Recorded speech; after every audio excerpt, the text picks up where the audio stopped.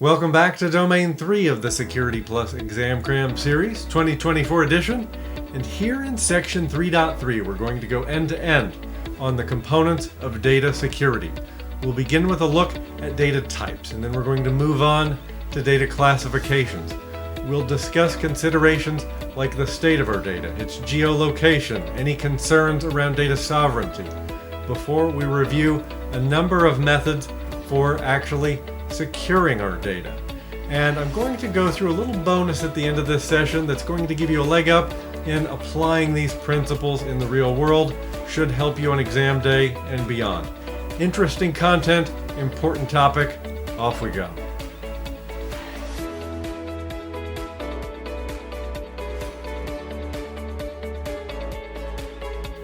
Welcome back to the Security Plus Exam Cram series, 2024 edition. And in our continuing coverage of Domain 3, we'll focus on Section 3.3, Data Security. And here the syllabus asks us to compare and contrast concepts and strategies to protect data. We'll start with a look at data types and data classifications, and then we'll examine the different potential states of data before we review methods we can use to secure that data. So from a process perspective, we identify the data type, apply the appropriate classification, identify the states where that data will be exposed, and then choose the appropriate methods to secure.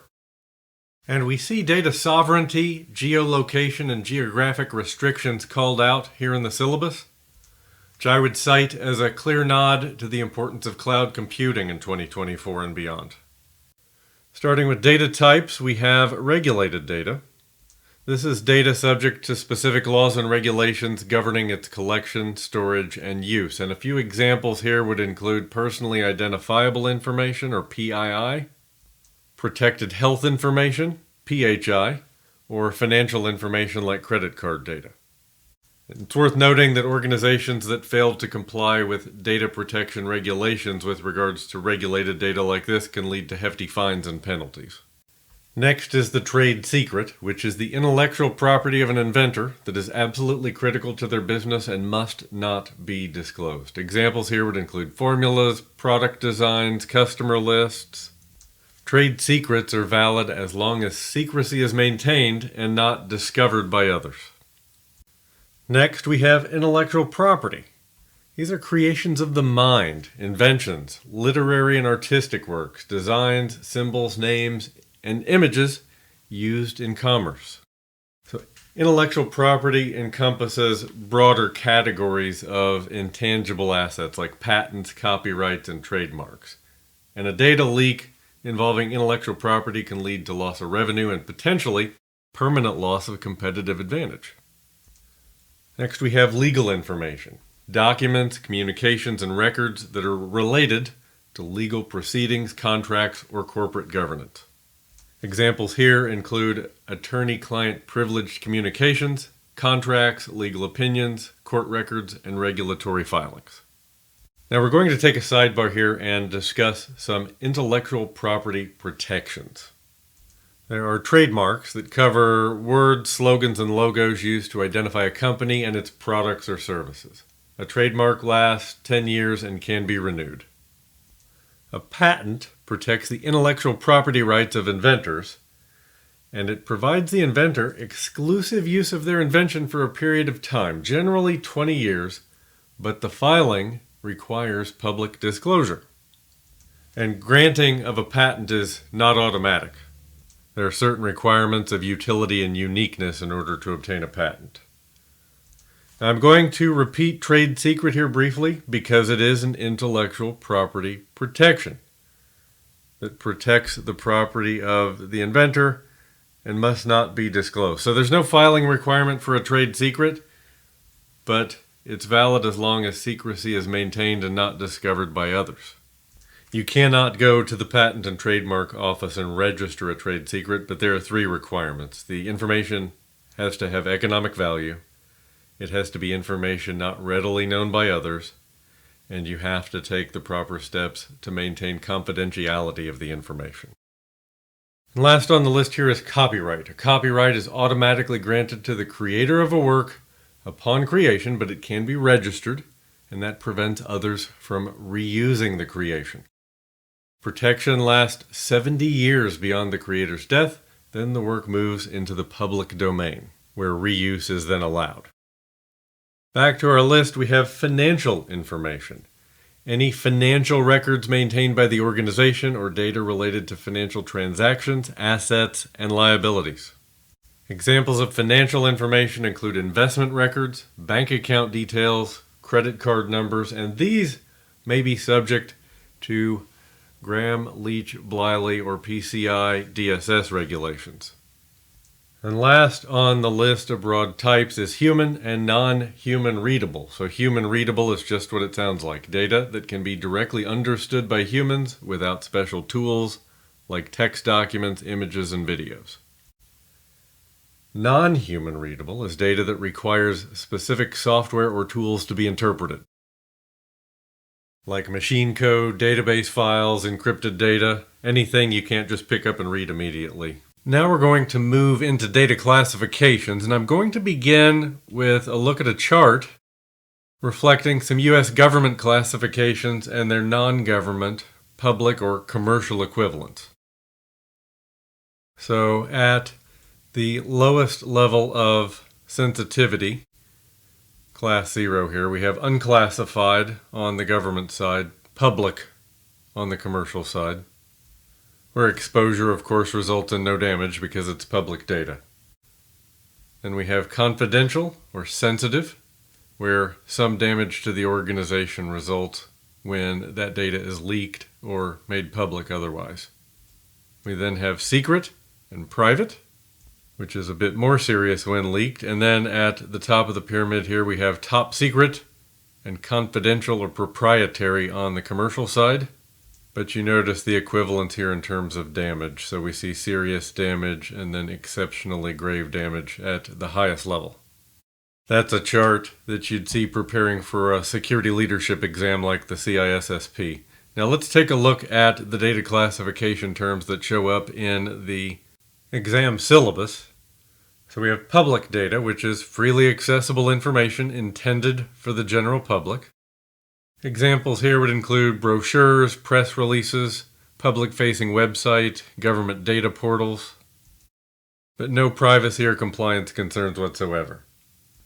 Next, we have private data. So this is information about an individual that should be kept confidential. This would include personally identifiable information or protected health information. But private data is a broad category that really speaks to any type of personal data. Next, we have confidential data. This is data that an organization intends to keep secret within a designated group. So examples here would include salary data, trade secrets, internal memos, customer lists. So not only is that data kept private within the company, but it's going to be access restricted to authorized personnel based on their role. Next, we have restricted data. This is data subject to external regulations or legal requirements that limit access and control its handling. So regulated data, for example, would include protected health information subject to HIPAA regulations. And it's worth noting that confidential data can also be restricted data if it's governed by specific laws like HIPAA or PCI DSS. Next, we have sensitive data. This is information that's not publicly known, and it requires careful handling due to its potential for harm if exposed. So sensitive data encompasses private, confidential, and restricted data, but it also includes strategic plans, intellectual property, and other information critical to an organization's operations.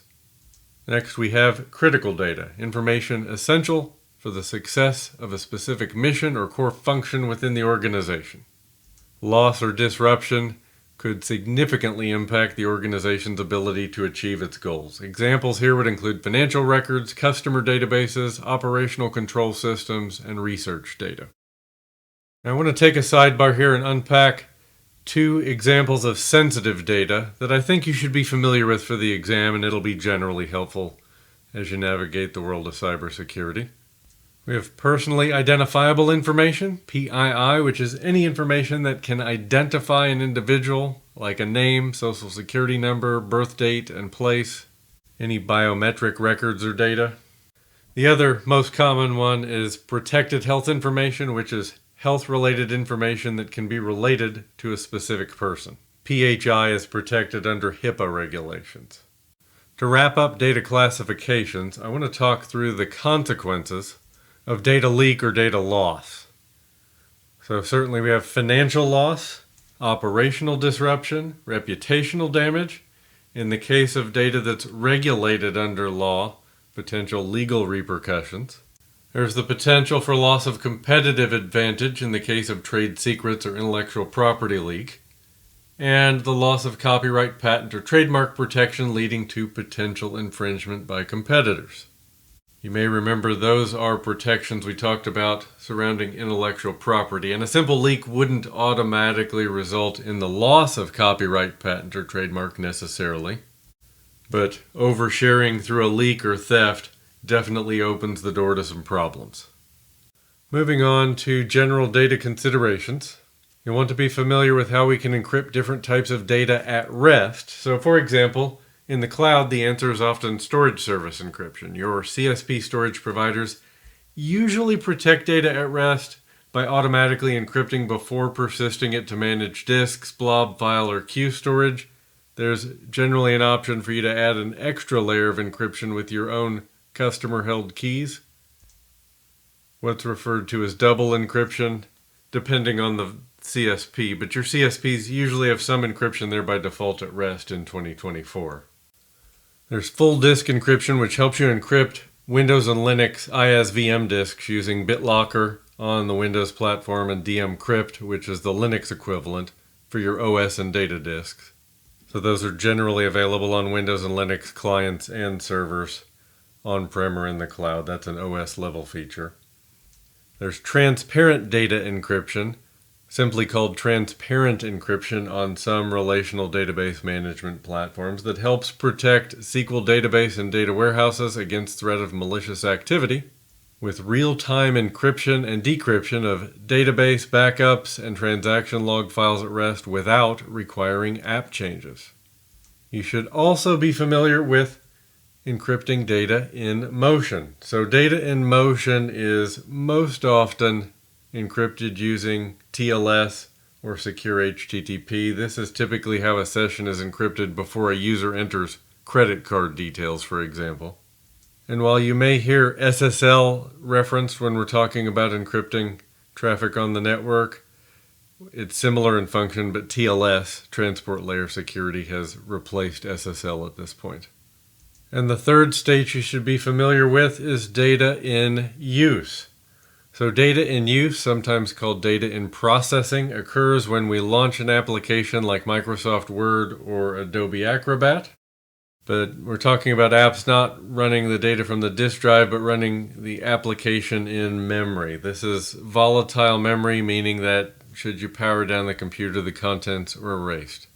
It's worth mentioning at an operating system level, some bits of confidential or sensitive information are stored in memory as well, such as password hashes when you are working on a Windows computer. And in that case, it's a matter of knowing what is available to you to protect that information further. So for example, Credential Guard, which encrypts password hashes in memory on Windows, is an example of technology that can protect data in use. Not the only protection, but just one of those areas we want to think about. In that particular case, the password hashes are rendered worthless because Credential Card encrypts those. So when an attacker manages to get to those hashes in memory and dump them, they're encrypted and worthless. And there are two more concepts we want to cover here in general data considerations. The first is data sovereignty. So your digital data is subject to the laws and regulations of the country in which it was created, and often it cannot be moved to another region, even for a backup-related reason. At the same time, data is subject to the laws of the country where it is stored, which can bring significant legal implications, including demands from that company's legal system to produce that data as part of litigation. So a company's legal department should be consulted to offer guidance on the legal impact of geography on data sovereignty. This can definitely come up in disaster recovery scenarios when you're working in the European Union, where you may have a primary and backup data center that are in different countries. But moving data out of the EU does not remove the GDPR requirements, for example. Data that belongs to an EU citizen is still going to be subject to GDPR, even if you're storing it in the United States. The other concept we see mentioned here to wrap up general data considerations is geolocation. Geolocation uses GPS to give the actual location of a mobile device. IP address is used sometimes, but it's not as accurate because IP addresses can be spoofed. But geolocation can be very useful if a device is lost or stolen.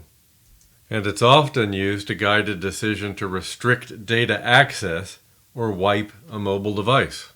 Many of your modern identity providers, in providing multi-factor authentication, will allow us to consider the context of the request to include the user's device and their location, and allow us to then potentially restrict access or request an additional authentication factor just to make sure we have the user we believe we have.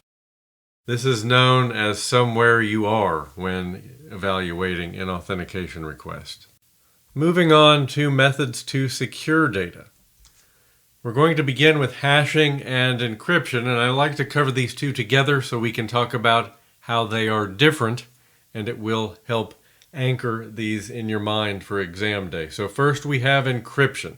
So encryption is a two-way function. What is encrypted can be decrypted with the proper key. So common uses of encryption include bulk data encryption, which is symmetric encryption or shared key, and secure transactions and digital signatures use asymmetric encryption, which involves a public key and a private key.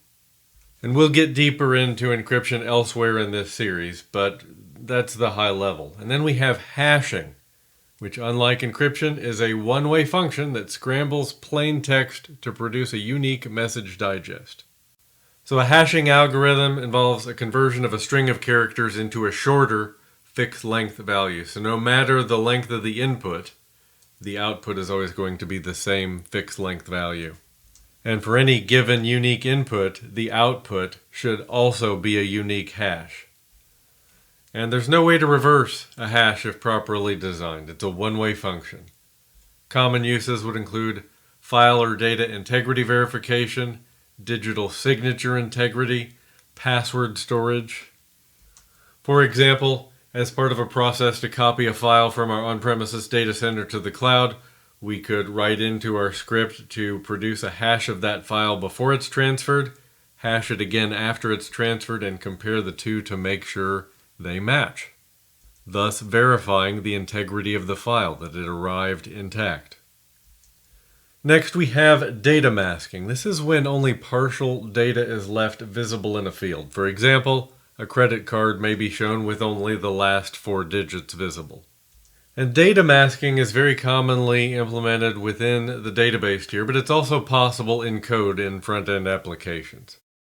So when you call into your credit card company and they ask you to perhaps verify the last 4 digits of a credit card, it may be that the agent in the chair can only see the last 4 digits. If you're verifying the last 4 digits of your social security number, that's almost certainly true. Next, we have tokenization. This is where meaningful data is replaced with a token that's generated randomly, and the original data is held in a vault. So for example, a user's identity might be replaced by a token, and the user's identity is stored in that vault, and that's the translation. This is considered stronger than encryption, and the keys are not local.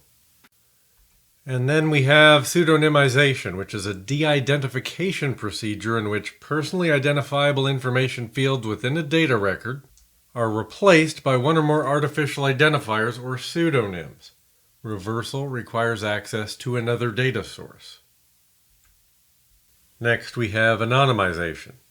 This is the process of removing all relevant data so that it is impossible to identify the original subject or person. This is only effective if you do not need the identity data. Next, we have geographic restrictions, which limits access to data based on the user's physical location.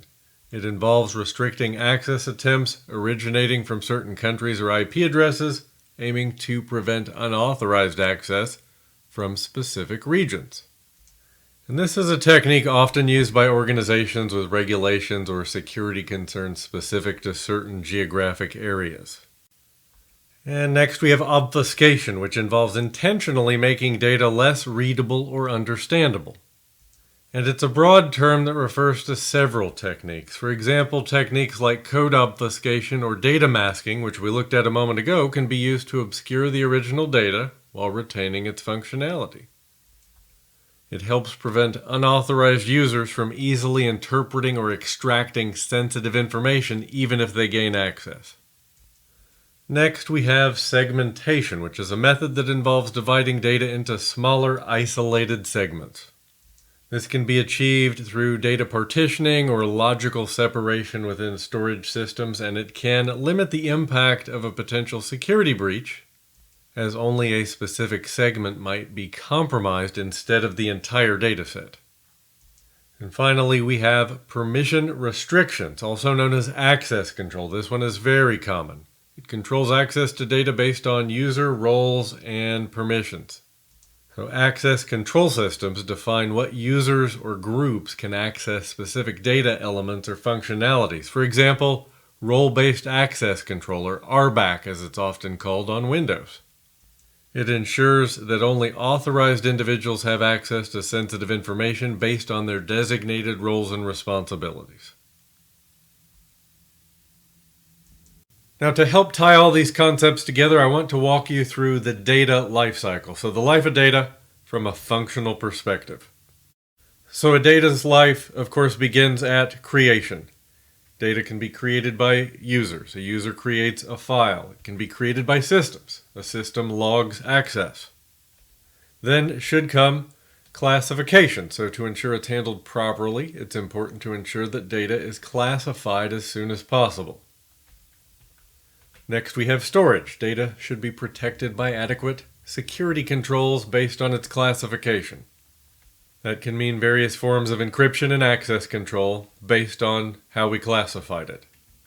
Next, we have use. This refers to any time data is in transit over a network.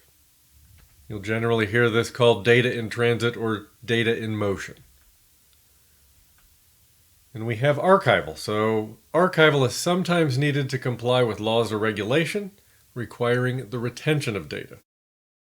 A data retention policy ensures a company retains data as long as necessary, and that's a key phrase. As long as necessary is defined by company policies or regulatory requirements. And when we come to the end of as long as necessary, it's important that we destroy that data. So when it's no longer needed, it should be destroyed in such a way that it is not readable. Read that as not recoverable even through forensic means. And remember, data kept for longer than it is needed creates additional risk. Because data that has been destroyed when it's no longer needed can't be leaked, can't be stolen, can't be produced for discovery and litigation. So as you're thinking about all of the other aspects of data security we've talked about in this series, or will talk about in this series, think of it in the context of the data lifecycle, and I think it will help in applying those principles and those concepts. Well, my friends, that brings us to the end of 3.3. I hope you're getting value from the series. As always, if you have questions, leave me a question in the comments section below the video or reach out directly on LinkedIn. I'll look forward to seeing you back here for 3.4 in a couple of days, and until next time, take care and stay safe.